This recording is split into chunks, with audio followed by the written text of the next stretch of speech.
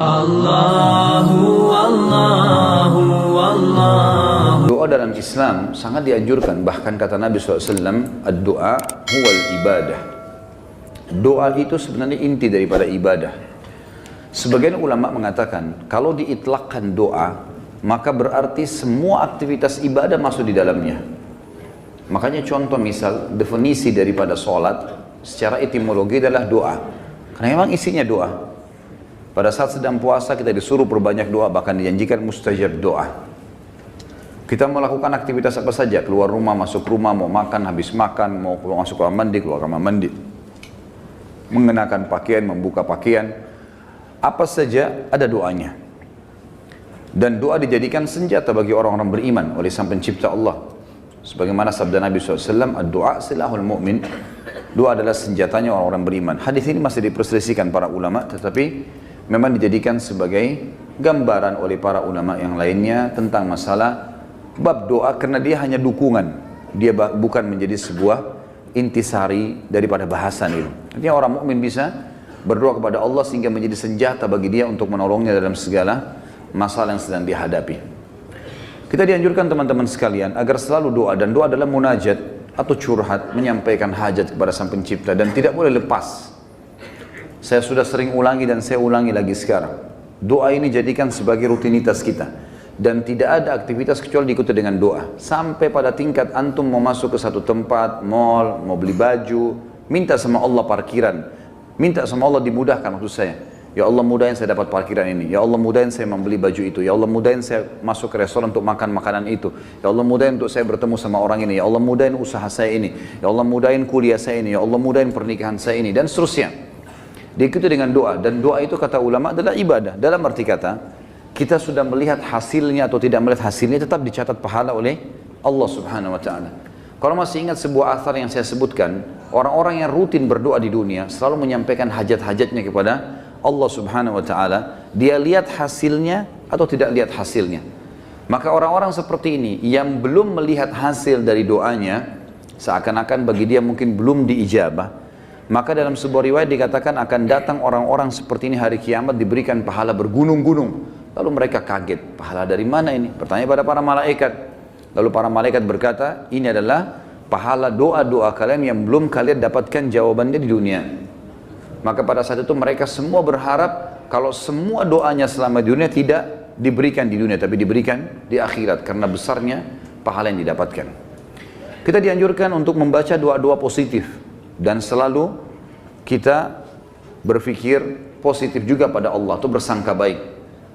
Tidak ada doa yang dimulai teman-teman sekalian baik dengan Rabbana, wahai Tuhanku dan penciptaku, atau Allahumma, ya Allah, atau apa yang kita ucapkan, kecuali pasti sudah ada garis finishnya. Kalau kita sudah mulai start, kita sudah tahu pasti ada finishnya. Tinggal semua jawaban yang Allah kasih kepada kita, semua jawaban yang Allah kasih dari permintaan doa kita, itu mengikuti proses sistem atau sunnatullah yang telah Allah berikan kepada kita. Maksudnya ada prosesnya. Jadi kalau kita berdoa, berarti sudah ada garis finish. Tinggal mungkin seminggu, mungkin sebulan, mungkin setahun. Mungkin ada orang berdoa bertahun-tahun, baru Allah SWT berikan kepada dia. Karena bobot dari permintaannya besar.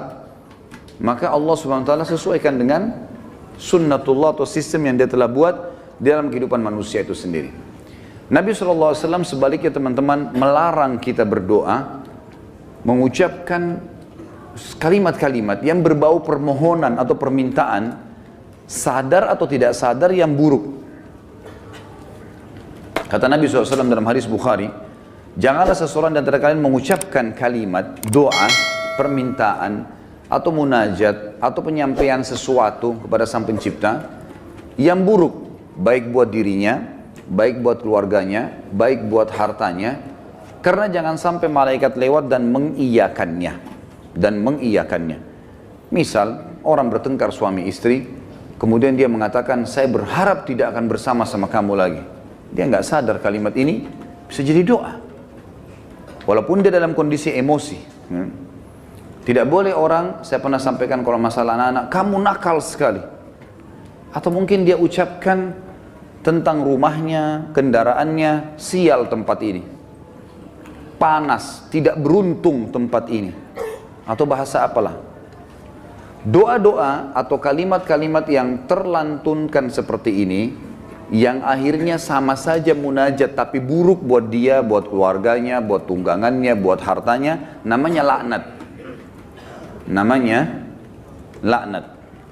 Sudah paham makna laknat? Hah? Mana suaranya? Berarti semua ucapan negatif untuk diri, untuk keluarga, untuk harta, namanya laknat. Dan ini hukumnya dosa besar. Tidak boleh melaknat diri sendiri, nggak boleh melaknat keluarga, nggak boleh melaknat harta. Dan laknat saya bilang tadi, masuk di dalamnya semua perkataan yang akhirnya berisi munajat, harapan, permintaan, tapi negatif. Ini nggak boleh. Dan ingat teman-teman, bukan cuma sekedar tidak boleh, Imam Az-Zahabi masukkan dalam dosa besar. Kita nggak boleh melaknat diri sendiri, nggak boleh melaknat juga orang lain, nggak boleh melaknat harta, nggak boleh melaknat benda, nggak boleh semuanya. Dan kita akan baca nanti ada hadis, ada seekor unta yang dilaknat oleh pemiliknya, maka Nabi SAW suruh penduduk Madinah muslimin meninggalkan unta itu. Jangan ada yang sentuh lagi unta itu, karena sudah dilaknat oleh pemiliknya. Hanya karena pada saat pemiliknya nunggangi dia, kaki unta ini kesentuh batu, akhirnya dia hampir jatuh. Mungkin kalau kita naik mobil atau motor sekarang tiba-tiba ada yang ugal-ugalan lalu kita rem tiba-tiba. Kadang-kadang ada orang kalau kurang berzikir teman-teman, tidak biasa lisannya berzikir, yang keluar semua kata kotor nantinya. Tapi kalau orang biasa berzikir, oh subhanallah, Allahu Akbar, dia berzikir lain. Itu positif karena dia sudah terbiasa berzikir maka keluar kalimat itu. Atau tabrakan tiba-tiba, na'udzubillah.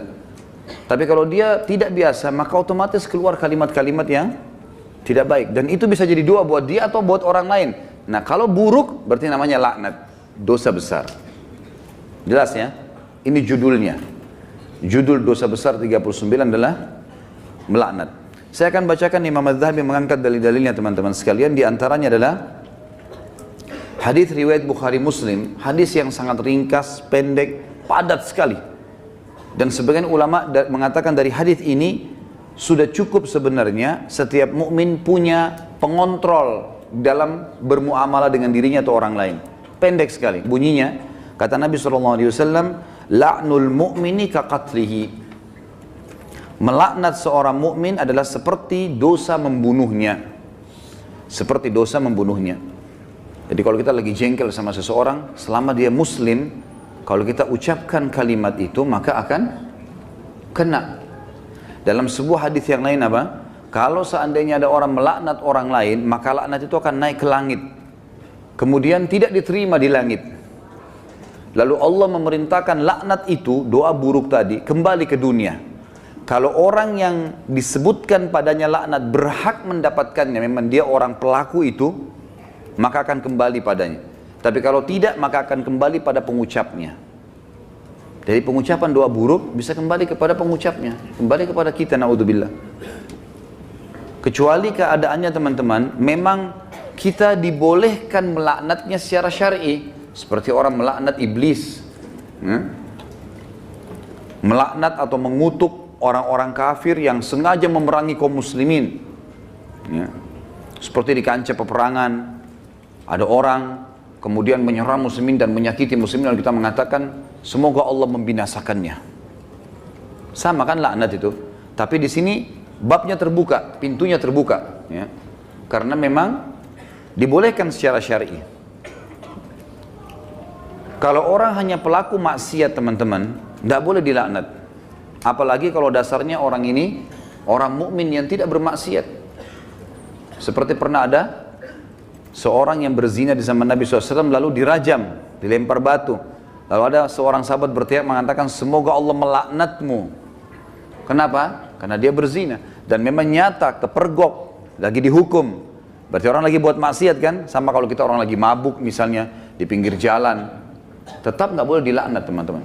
Lebih baik kita ucapkan apa? Jangan kita bilang semoga Allah binasakanmu. Mudah-mudahan mobilmu tabrakan. Nah, ini nggak boleh kita ucap.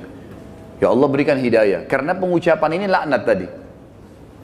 Kalau tidak kembali ke dia dan memang tidak akan kembali ke orang-orang ini. Kecuali tadi yang saya bilang orang yang dikhususkan. Iblis, syaitan. Ya, orang-orang kafir yang menyakiti muslimin, ada memang pintu-pintunya saja.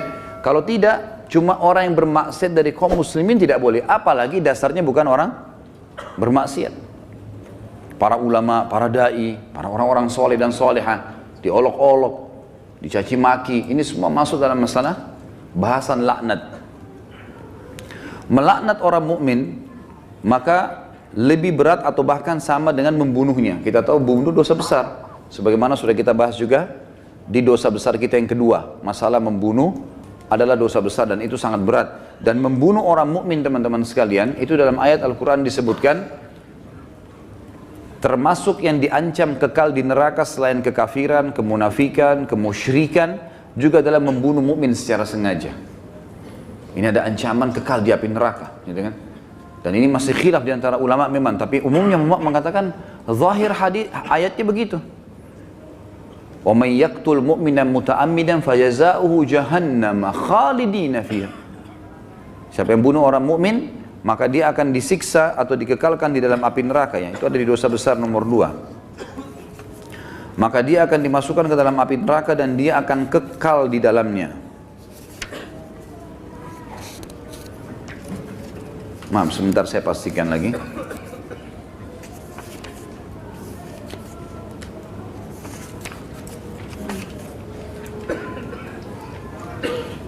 Iya. Ayatnya dalam surah An-Nisa ayat 93, A'udzubillahi minasyaitonirrajim, wa may yaqtul mu'mina muta'ammidan fajazaohu jahannamu khalidan fiha wa ghadiballahu 'alaihi wa la'anahu wa 'adda lahu 'adzaban 'azima. Dan saya beristighfar tadi karena saya salah dalam membaca ayat, tapi ini ayat yang benar, An-Nisa 93, yang artinya barang siapa yang membunuh seorang mukmin dengan sengaja, maka balasannya neraka jahanam dan dia kekal di dalamnya. Dan Allah murka kepadanya dan melaknatnya serta menyediakan azab yang besar baginya. Ya. Sementara melaknat orang mukmin sama dengan membunuhnya. Hadis yang kedua, tadi hadis Bukhari Muslim, hadis yang kedua riwayat Imam Bukhari dan juga Imam Muslim menyebutkannya. Kata baginda Nabi SAW, sibabul muslimi fusuqun wa qitaluhu kufur. Mencaci maki seorang muslim adalah suatu kefasikan dan membunuhnya adalah suatu kekafiran. Di sini kalimat mencaci maki seorang muslim adalah sebuah kefasikan, maksudnya adalah caci maki masuk dalam laknat. Caci maki masuk dalam laknat. Misal seseorang punya pegawai, lalu dia mengatakan kamu bodoh. Kalimat bodoh ini, walaupun dia lagi salah, bukan itu sama doa buruk kan, laknat. Maka bisa kembali ke dia, bisa kembali ke dia, tapi pengucapnya walaupun orang itu layak mendapatkan kalimat bodoh, kembali ke dia kalimat itu, tapi laknat ini bisa kembali menjadi dosa besar bagi pengucapnya. Dan lebih baik jangan diucapkan. Lebih baik jangan diucapkan. Beda kalau kita menghardik perilaku. Misal gini, ada orang melakukan perbuatan yang ngawur dia melakukan perbuatan yang orang tidak lakukan. Misal mobil lagi sangat kencang, kemudian dia tiba-tiba berjalan di tengah jalan, seperti menunjukkan sebuah atraksi atau kehebatan gitu kan. Lalu kita mengatakan perilakunya orang ini gila. Perilaku, perbuatannya itu berbeda. Yang dimaksud laknat sini adalah masuk kepada individunya. Karena perilakunya memang betul salah, gitu kan? Perilakunya salah. Kalau kamu terus melakukan perbuatan ini, seorang guru bilang sama muridnya, kamu bisa menjadi orang bodoh. Nggak masuk dalam laknat itu. Karena yang sedang dibahas apanya? Perilakunya. Perilaku beda, gitu kan?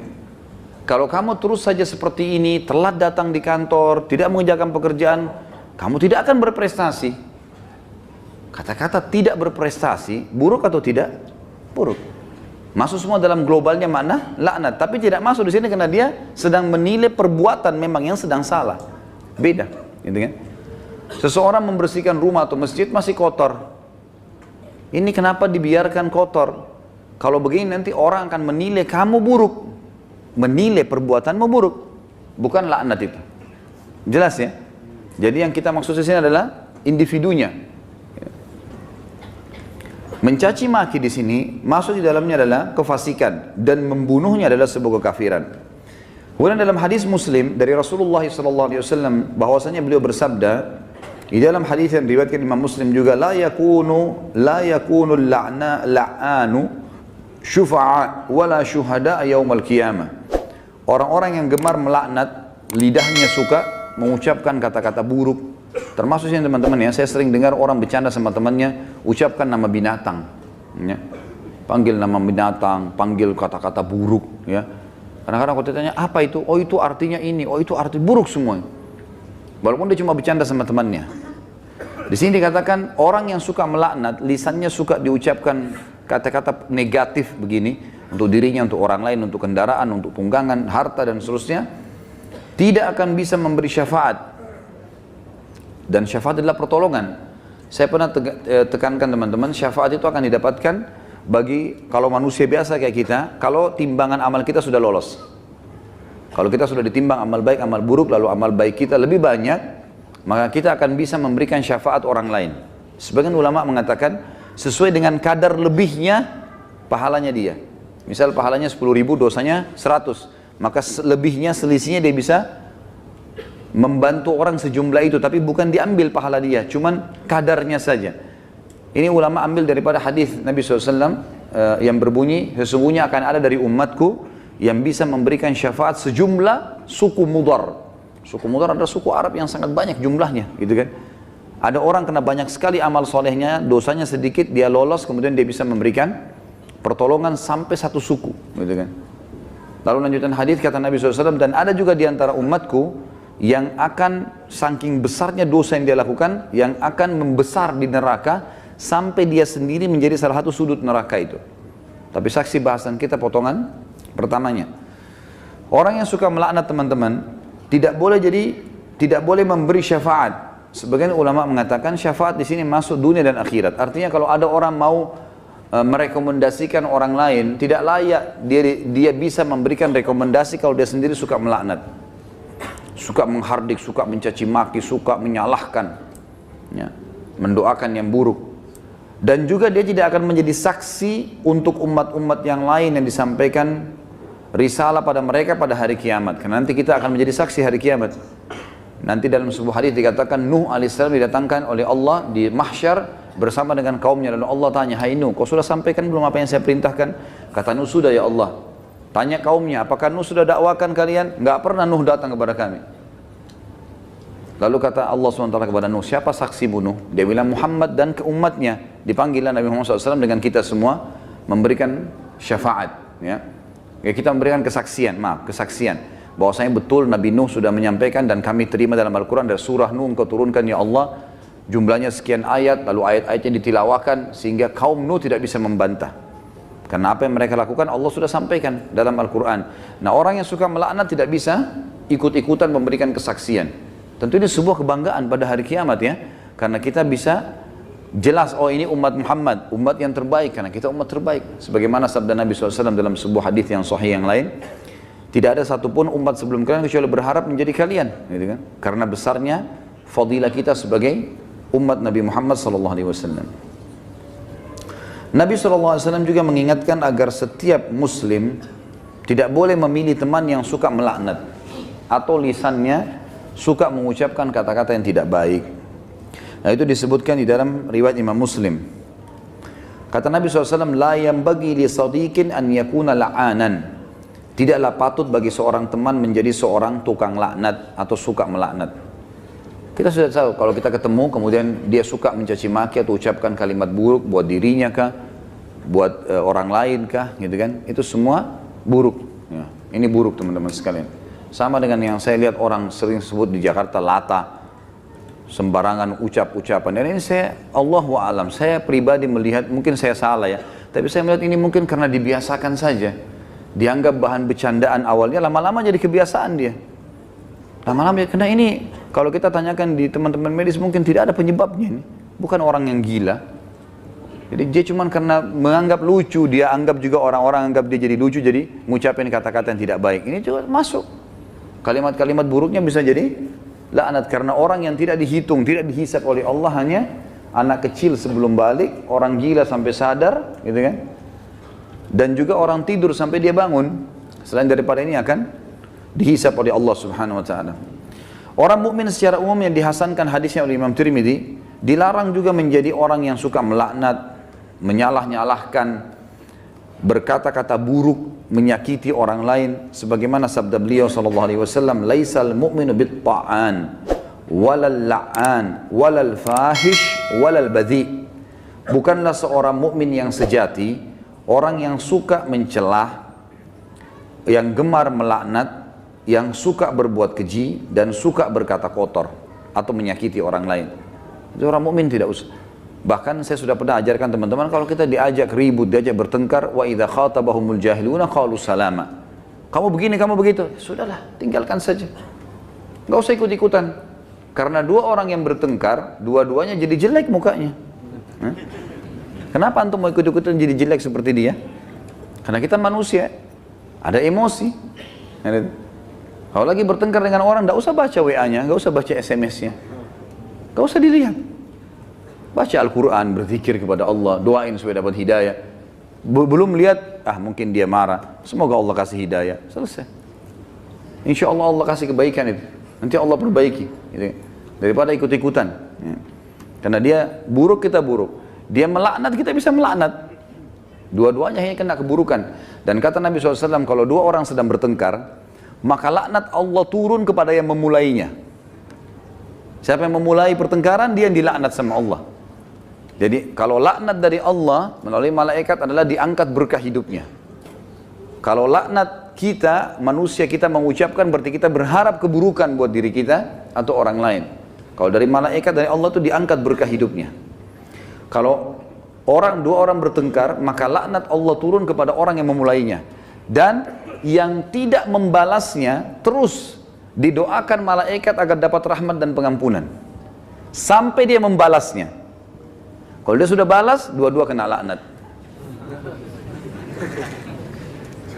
Jadi tinggalkan saja. Kamu begini, kamu begitu ya, ngomong aja, kita jalan saja. Dia yang ngomong. Tulis SMS sampai 1000, enggak usah baca.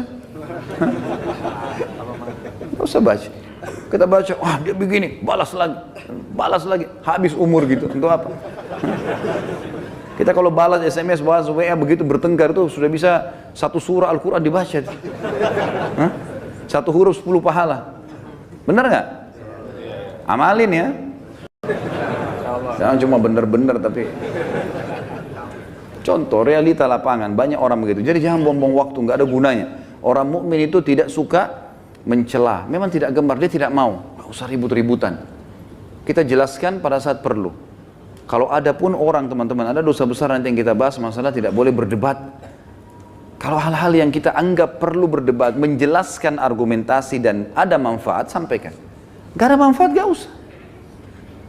Kalau diajak dialog, kemudian kita nanti jelaskan juga sama saja, gak ada perubahan, dan kita tahu ini sebenarnya salah, untuk apa kita berdebat?